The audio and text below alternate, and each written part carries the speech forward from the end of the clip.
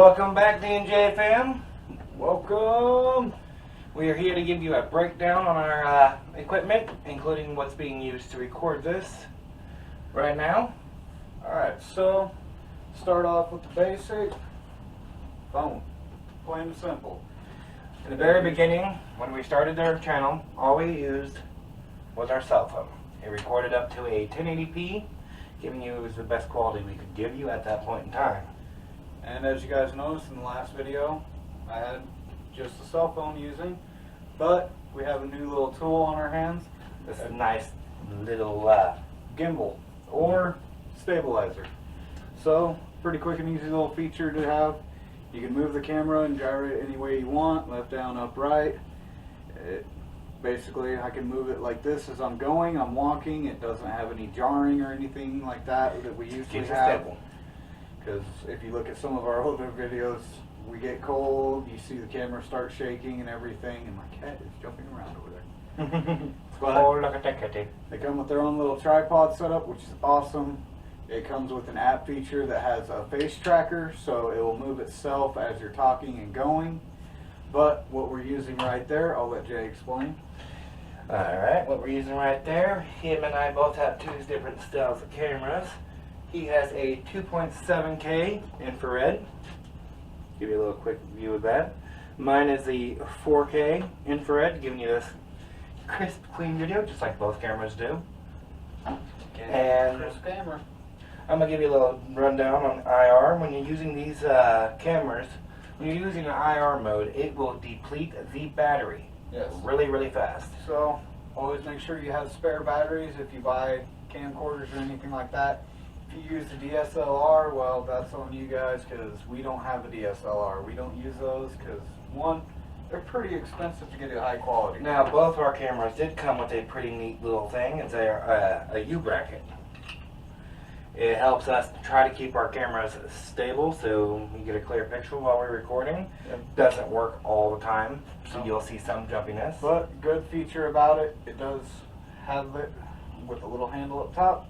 So as you're going, you can hold it like this to help stabilize, or as sometimes I will wind up doing, we use an L bracket along with this to use a dual stabilizer so we can hold the camera steady from two different angles.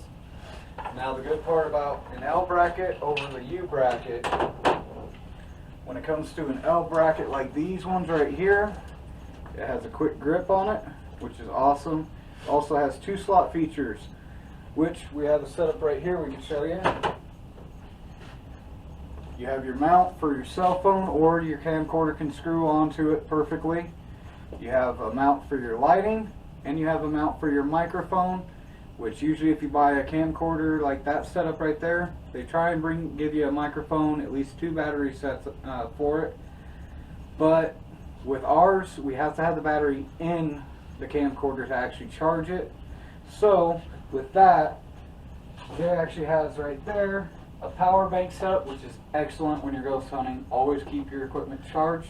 And like all equipment, batteries go quick, but when you're hunting for the paranormal, they tend to drain on the batteries. Anything that will give them energy to, perspire, let us know that they're there. And energy banks are like a lifesaver on the run. A great feature about the camcorder, remotes. Especially when you're on a tripod or anything like that. You can hit it, go do your thing, you're good to go. Now, if you're watching through our first features of our videos, when we were using our phones, we had these little lights from Andor. And they're little square lights that have a low and a high feature. And this is what we will see that we're using for our lighting in our videos. Yeah, and they're great for indoor and close range setup. But if you're wanting to go for a long range, you can get like outdoors, really decent flashlight. It has your low beam, your SOS, and your high beam, and you can also has a pinpoint setup. Actually, I'm gonna show you this real quick. We flip it right here. You guys see how there's a pinpoint and a bright. So it is a great thing to have on our adventures, especially when we were doing exploration of dark areas that we couldn't see anything in. Because the way our schedule works, we're out at night. We don't really get a chance to go out during the day unless we have to. One person at work the other person going and checking out a location. Which you'll see in one of our other videos if you actually go to the beginning. We did a little graveyard out by our lake area. It was from the, what, Civil War? Yep, it was a Civil War cemetery. It was one of the best cemeteries. I wound up taking my wife and kid out there because where the cemetery sits, it's got a parking bluff out where you can overlook the lake and everything. And then back behind is the little cemetery. It had a full board explanation, which I love when they do that, because we can actually get the history behind it without having to do hours and hours of research of anything that may have slightly happened at a location. Alright. Now, we do have this nice little neat piece of equipment right here. We both got one. It's called an Emf Meter. And what it does is it will, as you see, lit up. When it lights up full, that means something with electromagnetic frequency, right? Yep.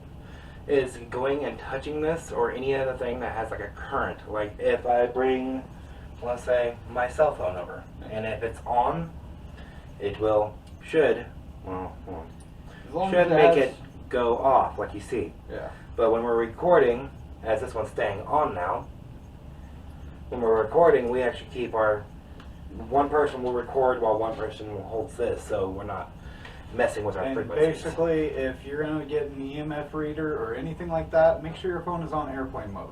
Because these run off of radio frequencies or anything, whether Wi-Fi or anything like that can interfere with these. Now, a location we did in the last video, that house had no wiring, anything. We were in the basement before, and every line is cut. The water pipes have been taken out. That is a dead house. There is nothing in there that could have set this off, but if you go and watch the video, you'll see what happened. Now, Jay doesn't have this piece of equipment with him right now, but this works as the same as the EMF reader, but this is a touch sensor. It's also a miniature REM pod, if you know what a REM pod is. Basically, a spirit will touch the copper wiring, set it off just like that using static electricity, any magnetic frequency. Yeah. See, I don't have any. Exactly. And sometimes just you don't even have to fully touch it and you can set it off. It's a great little piece of equipment and it's actually fairly cheap. This we actually got on Etsy, but you can find them other places. REM pods themselves are pretty expensive, but they have multi-lights and spirits can actually touch individual lights, setting off each individual one. This is just They like also have EMF. ones that have a sound maker that will make a sound when it's being touched. It will light up and it will make a loud hum sound. There's a location, a lot of people that are into paranormal know the Stanley Hotel. There's another hotel called the Shanley. The Shanley actually makes these music boxes. They're touch sensor, they run on an old-time wax wheel style setup, but of course with metal. And there's quite a few high-end YouTubers that have actually got this equipment and used it, and it is amazing, the responses you can get from that. When it comes to certain spirits, whether you're at schoolhouses or whatever, if there is any malicious or children or anything like that, when it comes to EMFs and stuff, that's what they like to play with. They like to see the lights. They like to see the colors. But a lot of them are afraid of them as well. So it's a 50-50. If they're used to people and used to people bringing equipment in, then they will focus more on the light equipment. Now we got another little thing that we are both always carrying with us on all our trips, which is a spare phone. It's cheap. Get a DG, Walmart, or just buy it off someone for really cheap. Any track phone. Anything like that. Anything that you can use to connect to the internet for just a moment. And what we got is the Necrophonic Spare Box app. It costs about $10. It's on the Apple Store and on The Android. Android and Google Play. And it's fairly easy to use. It just says start, and you ask your question before you press start. Exactly. We both carry it. And once you hit start, it does have other options. You can add some reverb or anything, or an echo effect. We prefer straight answering with it because we have two of us together, so we're both paying attention, and what we don't catch in the moment, we catch during editing. Now, this right here is a lithium-ion battery. They're pretty easy to get. You can get them at hardware stores with the flashlights and stuff. They're excellent to actually use with them. They actually brighten your LED 10 times better than just regular battery.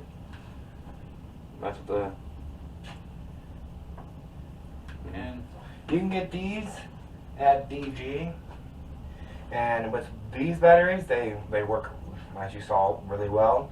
But they also do come with another method in them, which you can use 3 AAA batteries, but those run out really fast. yes, It won't even last. It doesn't even last like an hour before you can't really see with them. Spirits wind up draining Right. those things so I bad. got another piece of equipment that he has given me to use, which is a still cam. We use it with our tripod.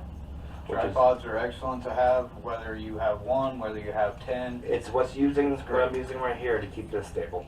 But what we use this for is whenever you see one of our videos, beginning videos, we use this to watch down a pair of stairs in a location that we thought was haunted, but you have to go check and see what we really found out. But we also use this as ghost pictures. We will go into like a dark room where there's no lighting. We'll open up the flash and we'll take pictures and try to catch anything that has like a representation of a shadow figure and or orbs, which we've caught on a couple of our cameras already. It is an excellent tool to have, because if you are starting out, you're recording with your phone or anything like that, I mean, it's relatively cheap. Wow, can't talk today, guys. Sorry about that. But it's relatively cheap. I paid for that one. It's a YouTube vlogging camera. You can get it on Amazon, Best Buy, or anywhere like that. And it's like $68, so it's not bad. And it can record just fine. It runs about, I think, 1080p is what it runs at. So, moving on to The last few bits of our equipment we have here. some more of the, well, I don't know if you would call it more of a spiritual or a phenomena type setups, but we have a pendulum. Now when you think pendulum, you normally don't think something as simple as this. You're thinking those big old sharp. You're thinking of music or anything like that, but these pendulums are actually more of a very handy tool when it comes to contacting spirits. Now, the method for these is you wind up either holding it steady, or you can attach it to something, wrap it around, let it hang. When you ask questions, a pendulum will actually move itself in the direction to answer. You have yes, maybe, and no, depending on how you want to set it up. It's all in your head how you set it up, and you lay it out. So when you're asking, are there any spirits here with us? If it starts swinging towards yes, you have your answer. And it uses magnetic energy and Just like the energy EMF. of the earth and everything like that. So certain things can interfere. Sometimes they won't. It's just depending. Method that we have not got to try on our adventures, but we have tried personally, dowsing rods. These actually are copper tubing. They're hollowed out naturally, but you use your full energy to use these. The spirits use Extremely you. dangerous. Yes. There have been people that have been hurt using these. They have been thrown because they were disrespectful and they didn't treat it properly. I'll have Jay kind of demonstrate how we hold them and everything like that. Alright, main thing is, for these, is the questions are mainly yes or no. And for a yes, the dowsing rods will have to go towards each other, like And now, that. when you're asking questions, you want to explain this. So it'd be like, you'd have your thumbs at the very back, where you're not touching the metal, as you see it swings. And you have them straight out like this. And you make sure your palms on the little piece down at the bottom here is not touching, so it is free to sway itself. And you see it's free to sway themselves on their own. You have The question no would be control. like, is there anything here with us? And as you just saw, I'm not doing it. Yes. And they cross for yes. Now, Can you straighten these out for me again? now one thing about dowsing rods is you have to be patient with them. As you just noticed, Yeah. they're straightened out. Now, Now, for like a no answer, they would actually point them this direction. yeah, and a lot of the time it's hard to get a no. But another thing, dowsing rods were used back in the day to find water, minerals, with and everything like minerals. that. It used to point toward the minerals using the Earth's polar, It's a polar magnetic polar magnetic from the north and south. It's like And it would, yeah. guys. It would just point directly to the water, or which way would have water in them. Yeah. And another thing dowsing rods can do is they will point both of those in the same direction if there is a spirit trying to show you a direction. They Where it use wants your you to go. energy. The thing about these is you're not in full control when using these. As you say, I'm now holding them, they swing open, they swing closed. Yeah. That's what makes them so dangerous. Is you don't have that control. You are asking the questions and they are using you To answer. to use the rods. So we are waiting for the appropriate location, and when you see these bad boys come out, we're going to be as steady as we can be. We will even sit down if we have to get it to go as steady. And we'll figure out what they want to ask us or what we can ask them. Yeah, they're pretty nifty. They're takes some practice to use them properly, but hey, you can use them. And another thing, if you guys are going to go into any caves or anything like that, take a headlamp, because your battery light probably going to die. This That's spare light. some durability to it. I haven't changed the batteries on this since I've got it, and I got this over a year ago. Alright guys, that's pretty much concluding what we have actually obtained so far. I mean, we only are using the cell phones for our spirit boxes, and we are looking to get in the, what are they, SR? No, the DLSRs. DLSRs. Or DSLR cameras. We're also looking to get the actual spirit boxes, ones with white noise.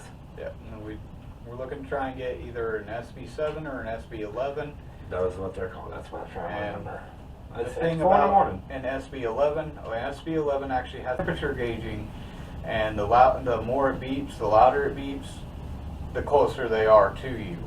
Which that would be pretty awesome. Yeah. And the SB7 is a plain spirit box that uses radio frequencies, Which is what you normally see channel with through. the very popular, like the Ghost Adventures, where they're. Yeah. I mean, it's a great tool to have. You have to sift through all the white noise and everything to actually hear the responses.